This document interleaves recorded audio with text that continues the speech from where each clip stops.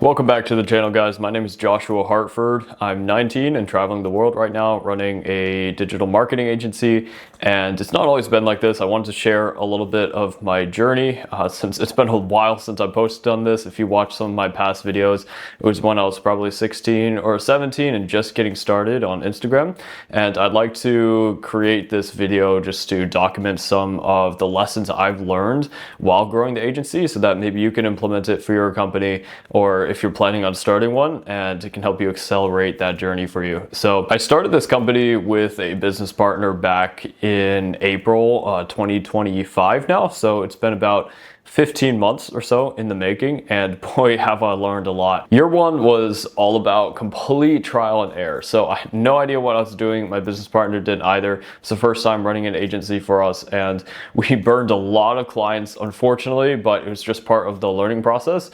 And we had to learn fulfillment and learn our systems very, very quickly in order to actually maintain our reputation. So it was an incredible journey. I had learned Facebook ads, web development, a lot of back-end systems and automations in order to really make this company fruitful. And yeah, so that was, year one was crazy. And once we got into year two, 2026, that's when things really smoothed out for us. I know winter really hit us hard since our market's pretty seasonal in terms of how our clients operate. So we didn't really expect what was going to happen in winter, our first year, since we just hadn't done it before, and it came very, very rough, and that kind of put us behind. And we even had thoughts of pivoting vehicles and starting a different company, but in fact we pushed through. And this summer so far, I'm recording this in July, it's actually July 4th today, and in June we hit our biggest month of $50,000, which I'm so thankful for, and I look forward to continue growing and just sharing some of these lessons. So lesson one that I wanted to bring up for you guys is you need to focus on the client. When I was starting, I was focusing too much on the company's revenue and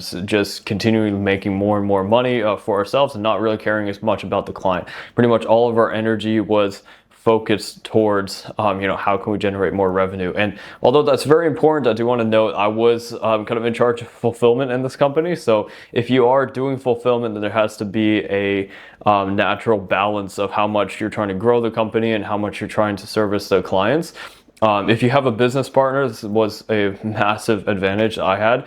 I was able to allow him to focus on the front end and the revenue, and I was able to solely just focus on the client retention and getting the clients better results. But if you're handling both, then you need to find a healthy balance so that you don't neglect one or the other. But what I learned, especially this year, was that if you can focus on the client and actually do what's in the client's best interest rather than yours, then what's going to happen is you're going to build a large amount of trust with that client. And in turn, even if you don't get perfect results one month or another, that trust will help you retain them longer than if you didn't have it, okay?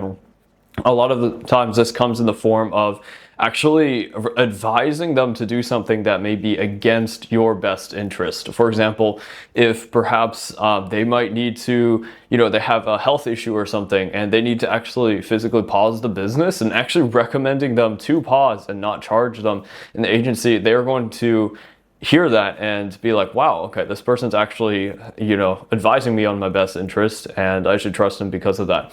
I found that's very, very important when it comes to running a company and actually maintaining strong relationships with your clients instead of ones that have that tension in between them, and you don't want those types of relationships with clients. Next, I want to talk about hiring.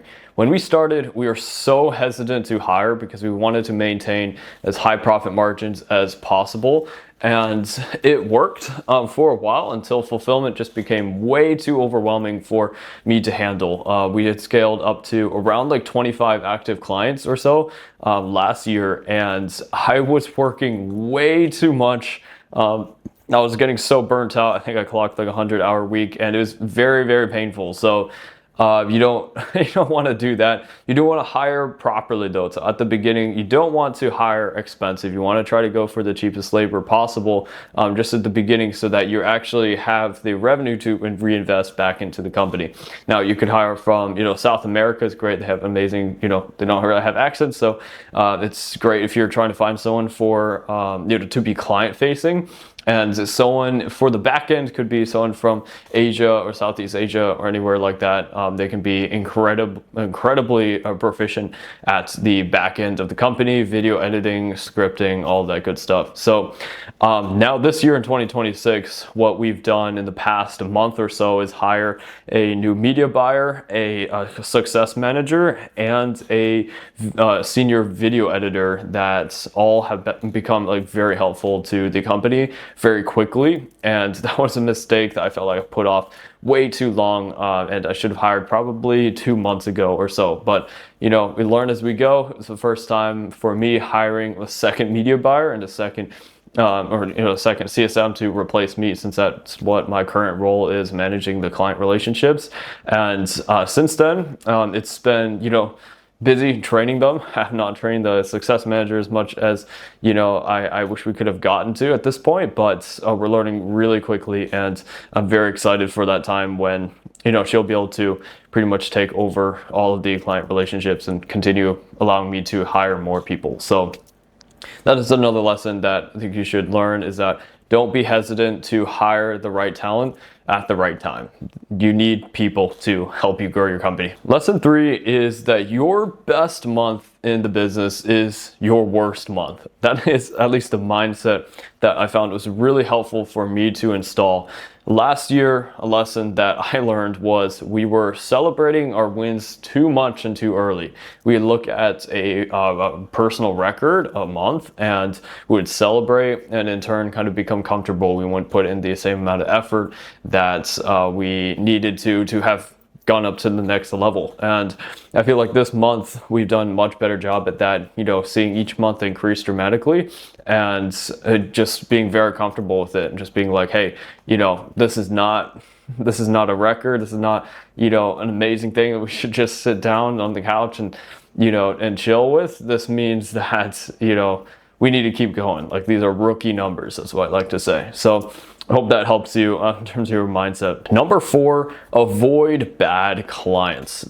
When we were starting off, we took anyone that we could work with, anyone who wanted to run ads with us and to work with us. And in turn, we had some very painful experiences with, getting, chargebacks of clients that we even got amazing results for.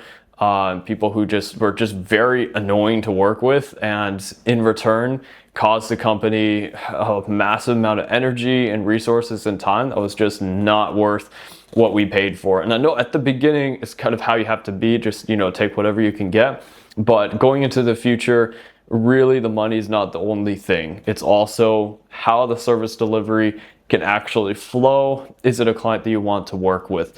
The great guy that I listened to about the different archetypes of clients was Dan Lok, and he broke down how there's 4 different types of clients. I'm not going to break it down fully, but what you want is that one client that is easy to work with, that will actually do what you say, also highly motivated, and doesn't get extremely scared at every little thing that you do. Like, we'd have experiences where to make one small change to their Facebook page or something, and they would just go berserk about it. And it's not optimal for a low stress company environment. Number 5, I want you to get in the mind of the client. This is one thing that extremely helped me actually formulate what type of service and what types of features we need to include in our product to match our certain client avatar. Now, we work with a very specific type of company, of a business, and at the beginning I didn't quite know what they actually needed. And now we might make some presumptions, or like, they just need ads, they just need results. Yes, But when it comes down to the nitty gritty, like how many calls a week do they need? You know, how much effort should you put into the onboarding, right? Or like how careful should the steps be set up to walk them through every step? Like, are they technically advanced or are they not? After about a year of learning my industry, though, I was able to curate the product to properly match our client avatar. And in return, I was getting much better feedback. The clients were loving the service so much more just because of that one certain thing. So actually take a minute to get in the shoes of your client. What do they truly want? What type of help do they need? Do they need weekly support? Do they need calls from you pretty frequently just to check in? Or do they not? Maybe are they too busy to be able to handle that? All of these questions are so important. You really need to understand that in order to create a product that your clients actually like and not one that you think your clients like. Last but not least, you need to be patient, especially with these online businesses. Everyone out there on Instagram, YouTube are advertising how they're making hundreds of thousands of dollars within, their first year or a few months of being in the business. And it's true that some people have been exceptionally gifted to be able to scale very quickly. Maybe they have a business background already, but do not expect that to be the case for you. That's very detrimental to have, I believe, because then you just get disappointed. You make a goal and you don't hit it just month after month, and it becomes very disappointing, right? And you start letting yourself down, and before you know it, you see the next trend on Instagram and you're like, yeah, let me go start drop shipping. Let me go start TikTok shop, right? Those could be great things, but in order to truly succeed in a business, I do believe that you need to be at it for a good deal of time. Not 2 months, not even 6 months, at least like 1 year if you like, to fully actually get the gist of how the business works, the full business cycle of a year. And I think that's extremely important. So be patient. Don't try to hit 100K your first month. In fact, I'm not even there, so I'm not going to sound like, I'm this massive guru and successful guy. I'm not. This is pretty new to me as well, so I'm explaining. We're only, 15 months in. So I'm learning as I go. These are just lessons that I've learned, and don't take them as, perfect advice, because I'm still learning like crazy. I know I'm going to make crazy mistakes in the future, I'm sure. But of the mistakes that I did make and I learned from, these would be like these 6 pieces of advice that I would give to you when starting your business. So I hope this is helpful. I really do hope that you can implement some of these techniques and for it to work for you significantly. And, if you have any questions, anything that I can help out with, feel free to message me on Instagram at Josh Hartford with 2 D's at the end, and I'd be happy to help out as much as I can. So thank you for watching this video. Truly appreciate it, and I hope you have a great rest of your day.